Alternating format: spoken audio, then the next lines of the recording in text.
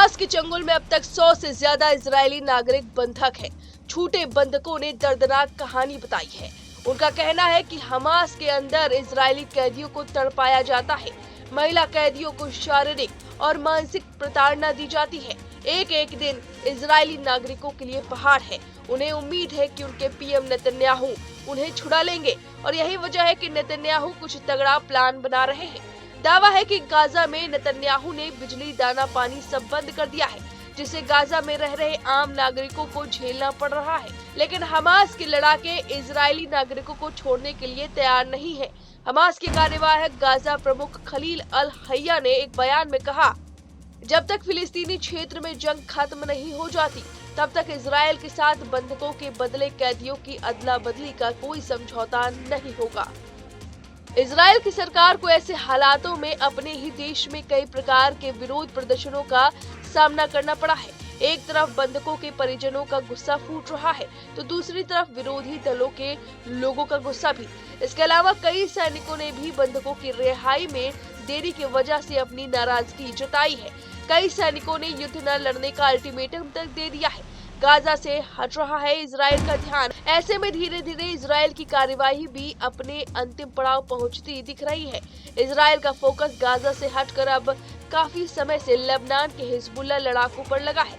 ऐसे में लगता है कि इजराइल के पीएम बेंजामिन नेतन्याहू एक बार फिर बंधकों की रिहाई को लेकर अपनी अंतिम चाल चल सकते हैं। प्रधानमंत्री बेंजामिन नेतन्याहू ने गाजा पट्टी का दौरा करते हुए कहा कि आईडीएफ गाजा में बंधकों को नुकसान पहुंचाने वाले सभी लोगों के साथ हिसाब किताब करेगा और उन्हें इजराइल को सौंपने वालों को इनाम देगा।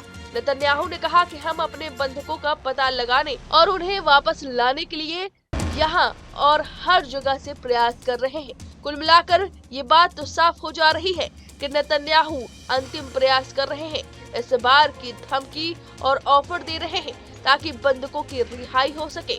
इसके बाद ये बात भी साफ हो जा रही है कि बेंजामिन नेतन्याहू बंधकों को लेकर अपने मकसद को लेकर चिंतित हैं। उन्होंने कहा कि हम यहाँ नरम नहीं पड़ रहे हैं, हम ऐसा तब तक करते रहेंगे जब तक हम उन सभी को जीवित और मृत दोनों को वापस नहीं ले आते। उन्होंने गाजा में फिलिस्तीन हमास के आतंकवादियों को बंधकों को लेकर कड़ी चेतावनी दी है। कहा है कि जो कोई भी हमारे बंधकों को नुकसान पहुंचाने की हिम्मत करेगा, उनका खून तुम्हारे सिर पर होगा। हम तुम्हारा पीछा करेंगे और हम तुम्हें ढूंढ लेंगे। नेतन्याहू ने बंधकों के लिए नगद इनाम देकर छोड़ने के लिए प्रेरित करने का भी प्रयास किया है। नेतन्याहू ने तगड़ा ऑफर दिया है। उन्होंने कहा है कि जो बंधक वापस करेगा वह अपने और अपने परिवार के लिए सुरक्षित रास्ता खोज लेगा। उन्होंने कहा कि हम प्रत्येक बंधक के लिए $50 लाख का इनाम भी देंगे। नेतन्याहू ने कहा कि पसंद आपकी है, लेकिन नतीजा वही होगा, हम उन सभी को वापस लाएंगे। अब देखना होगा कि नेतन्याहू की ये अंतिम चाल काम कर पाती है या नहीं। फिलहाल इस खबर पर आपकी जो भी राय है हमें कमेंट करके जरूर बताएं। न्यूज नेशन अब व्हाट्सएप पर खबरों के ताजा अपडेट के लिए न्यूज नेशन के इस QR कोड को स्कैन करें